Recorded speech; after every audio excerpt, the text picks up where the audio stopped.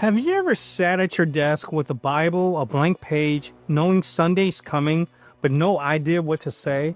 The pressure, the blank screen, the weight of wanting to get it right. But what if sermon writing didn't have to feel so heavy?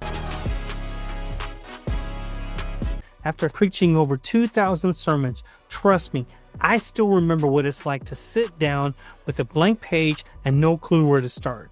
I want to show you the 4-step process I use and that I now teach other pastors to make sermon writing simpler, less stressful, and even something to look forward to. Step 1. Start with clarity, not content. Have you ever written a sermon where you pack in everything you studied?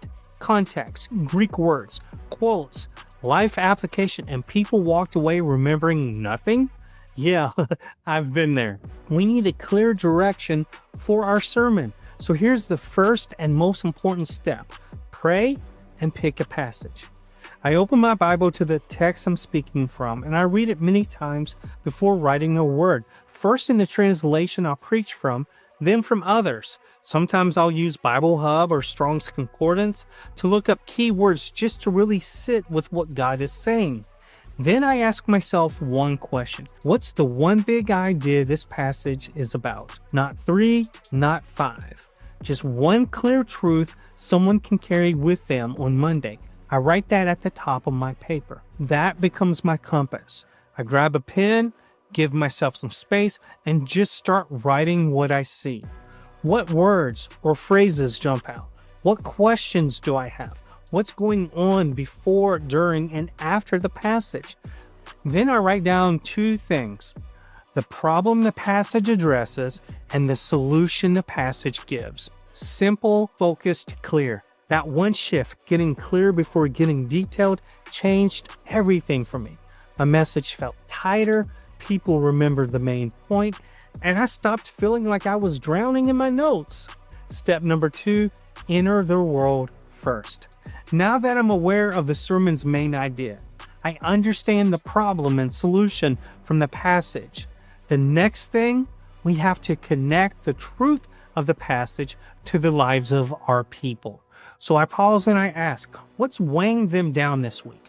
What questions are they silently carrying? What are they struggling to believe right now? I think of the single mom in the third row, the grandpa raising his grandkids, the young man who feels invisible. Asking those questions help them feel seen. And when they feel like I see them, like I really see them, they're ready to hear what God has to say. I call this the head, heart, and hand part of my prep. What do they need to know? The head. What do they need to become? The heart. What do they need to do? The hand. These 3 questions help shape my tone, my stories, and my direction. Step 3, build with blocks, not bricks. Now it's time to put the sermon together, but I don't build it like an academic outline. I build it in 4 blocks. Block 1, the introduction, a short story or image that raises a question or shows a need. Block 2, the exploration. This is where we walk through the scripture passage simply and clearly. Block 3, the application. What does this truth look like on Tuesday morning? Block 4, the invitation. One clear next step, not 10, just 1. Let me give you an example. I once preached on forgiveness. I started with a story about 2 brothers who hadn't spoken in years because of a fight. That was the introduction. Then I read Ephesians chapter 4, verse 32. Forgive just as God forgave you. That's the exploration. Then I talked about what it might look like to take one small step towards forgiveness. That was the application. Then finally, I invited the church into a moment of silent prayer to ask God help them to release someone. That was an invitation. This structure keeps the message from drifting, and it keeps me from over-preaching. Some weeks, that one sheet of paper with those 4 blocks is all I have in the pulpit because I was so busy. But most weeks, I use it to build a full manuscript. Step number 4, preach from peace, not panic. This last step isn't about your notes. It's about your heart. Once I have my message written down, whether it's a full manuscript or just the outline, I read through it 3 or 4 times, not to memorize it, but to internalize it. I'll read it on a walk. I'll talk through it out loud. Sometimes I'll preach it in the car with no one else around. I listen to how it flows. I work on my transitions. I pray over it. Here's the goal. When I step into the pulpit, I don't want to perform. I want to offer something that I've lived with, a truth that burns in my heart. That's what people need.